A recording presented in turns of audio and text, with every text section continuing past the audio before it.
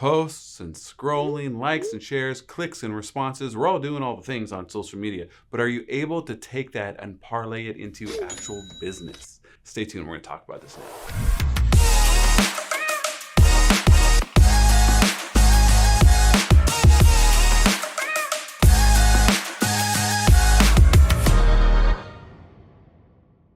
What's happening? I'm J.C Agajanian, broker associate with the Whissel Realty Group at EXP, and today we're talking about making actual money with your social media feed. So there's all the things that we have to do all the time, and for the most part, us realtors are just posting just solds and just listeds, and that's frankly really boring. People don't just want to know about how many transactions you're doing or what house 5 neighborhoods away from theirs just sold, because they don't really care about that neighborhood. So how are we going to make a connection? How are we going to, break through and start seeing some action out of all this social media business that you're working on all the time? Well, there's some very simple things that we can talk about right away. Like, first and foremost, can I book a meeting with you through your social media? Like, do you have a link in bio where I can just say, oh, buyer call, click, or seller call, click? Like, that's pretty basic stuff. And it's very easy to do. There's so much that we do with social media, but are we able to connect with people? And if someone actually likes what you have to say and might want to take that offline and move into a one-on-one conversation with you, is it easy? Have you removed the difficulty? And can they just click a button and say, yeah, I'll talk to this person. I actually have a question that I think I feel safe enough asking. So that's important. Next, we want to talk a little bit about lead magnets. Lead magnets are important. So you got to have some sort of hook drawing people in and making them interested in what it is you have to say. And these lead magnets are going to help them because there's something either of benefit to them, some information that they didn't have before, or maybe it's just something that's interesting.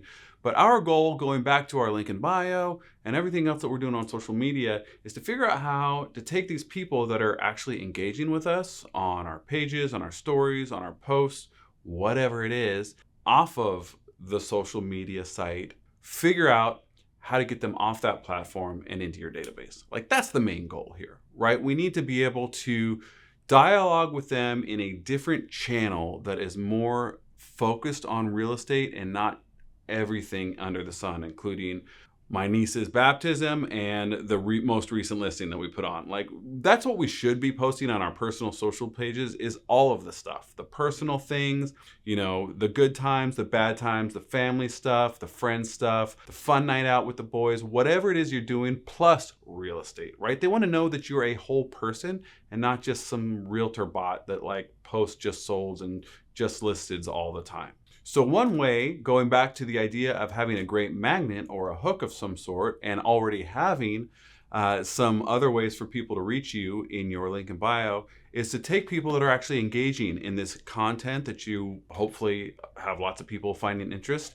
And then of those people that have either liked or commented or responded or whatever it is, maybe they're the ones that get a DM or some sort of other reach out. If you've already got their contact information, maybe it is an email or a phone call or a text or something like that.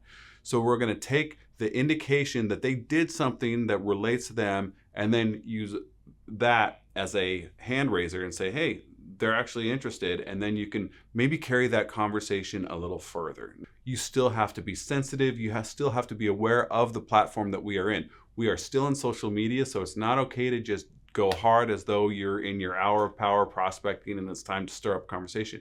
Ease your way into it, but if things go well and you have some sensitivity to the person you're speaking with, that could turn into either a live phone call, a meeting, or at least someone who might be interested in whatever it is you have to offer and volunteer their email address so that you can send it to them later. And now you've got someone new that you can actually put in your database. That's pretty cool, right? So just a couple ideas of how you can do this are things like offering the hottest deal of the week in your neighborhood, right? So maybe they're interested in what it is and have to raise their hand in order to receive that. You don't just post it. Like, that's one way to do it. Another way to do it is to offer things that are very appropriate to the specific type of following that you have. For example, if you are a mom, then you're selling real estate, you're probably going to really relate to other moms that might be interested in real estate, right? Because I think we all know that a lot of the decisions are made by the wife and not the husband as far as making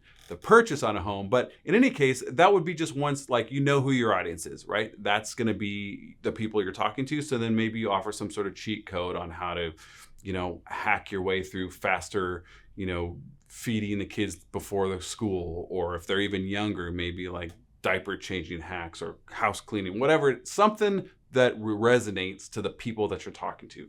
And if you've got a completely different type of demographic that you are speaking to on a regular basis, try and figure out who that is and offer some cheat codes or tips, advice that resonates with them.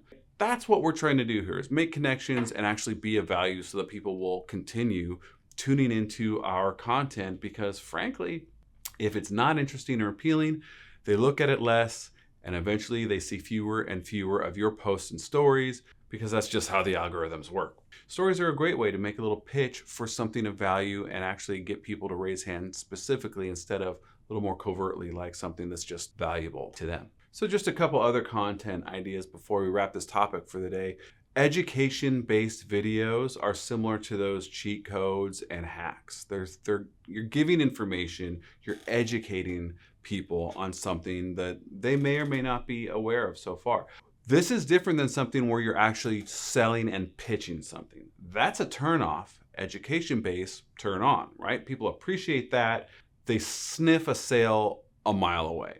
Be aware of what you're posting and how it's going to be perceived by the people you're speaking with, right? You don't want to be lame, just helpful information.